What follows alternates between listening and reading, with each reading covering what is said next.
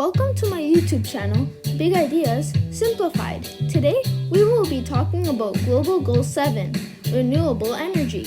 If you like my video and learned something new, make sure to like and subscribe to my channel below. Leave me a comment if you have a question and I will respond as soon as I can.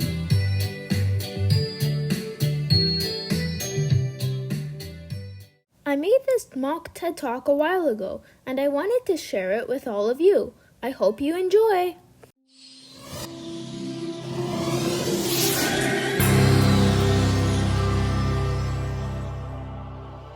Are you ready for renewable energy? I'm Rohin Manhas, and my talk is about Global Goal 7 and the clean energy revolution. Right now, only 13% of the world's needed energy comes from renewables. The rest is from burning fossil fuels. But we're going to run out. We only have 50 years worth of oil and gas and 100 years worth of coal. We need a sustainable alternative. We need renewable energy. Renewable energy creates energy from natural processes at a rate equal to or faster than we consume. Examples are solar, hydro, wind, geothermal, biomass, and tidal. Did you know that only 17% of Canada's use of energy comes from renewables? Sounds terrible, right? But the good news is that we're in 7th place worldwide for our production of renewable energy. Well, I'm here to tell you that we can do more. Let's break it down. My research showed me that Canadians use energy in 2 different forms, electricity and liquid fuels. Let's start with electricity. Right now, we have the technology to harness 100% of our electricity needs from renewable energy. The amount of energy that the sun alone gives off is 10,000 times the renewable energy we need. But experts say it's too good to be true. There are problems with renewable energy. It's not always available where we need it, and we can't always easily transport it there. Let's take a deeper dive into Canada's production of electricity. 65% of Canada's electricity comes from renewables and 20% from fossil fuels. Quebec, Manitoba, BC, and Ontario produce the most electricity from renewables. The Atlantic provinces, Alberta, and Saskatchewan need to improve their production of renewable energy. Right now, they create electricity from burning fossil fuels. To stop the burning of fossil fuels, we need a federal approach, not separate provincial ones. An example of this is when the federal government passed the rule that burning fossil fuels to create electricity must end within 50 years. That's not a bad start for the government. So, what can the provinces do? First, the provinces that have renewables can start by sharing their excess electricity with the provinces that burn fossil fuels. And provinces that burn fossil fuels can invest in building infrastructure that connects them to clean electricity provinces.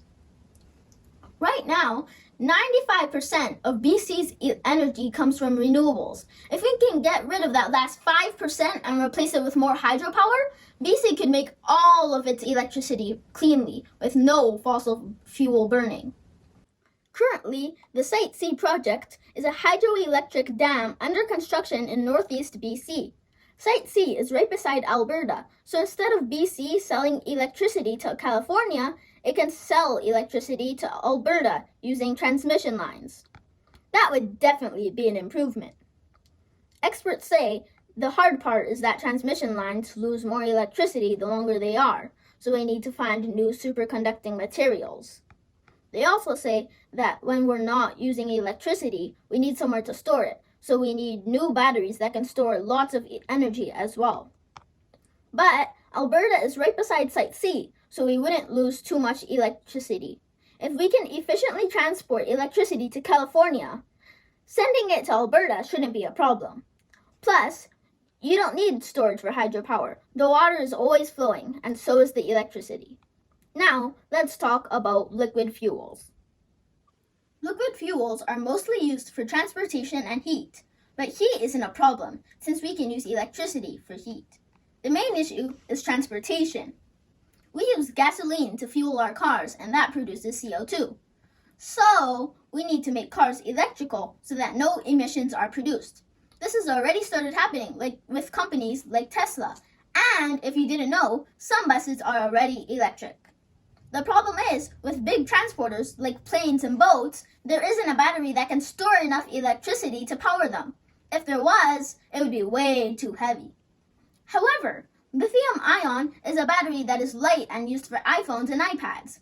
If we discovered a new technology along the lines of lithium-ion or liquid batteries that could hold lots of electricity, we could use it for those big transporters. Now that's a lot to consider. Even if we don't achieve 100% renewable energy, 80% or 70% is better than nothing. Let's face it, 17% is pretty much nothing. So here it is, people. Are you ready for renewable energy? Renewable energy is heading our way fast, and we better be ready.